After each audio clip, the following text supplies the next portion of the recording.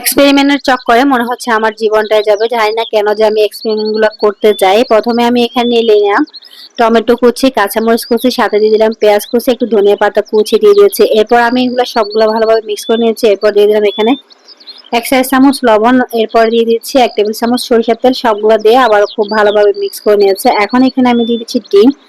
আজকে আমি এখানে 4টি ডিম ব্যবহার করছি। ডিমটা দিয়ে আমি খুব ভালোভাবে আবার এটা মিক্স করে নেব। এরপর হচ্ছে আমার আসল কাজ, আসল যে এক্সপেরিমেন্টটা আমি করতে গেলাম সেটাই করতে গিয়ে হলো আমার মহাবিপদ। এরপর আমি এখানে নিয়ে নিচ্ছি একটি প্লাস্টিকের বোতল। এখন হচ্ছে এই ডিমটা আমি বোতলের ভিতর নিয়ে নিলাম।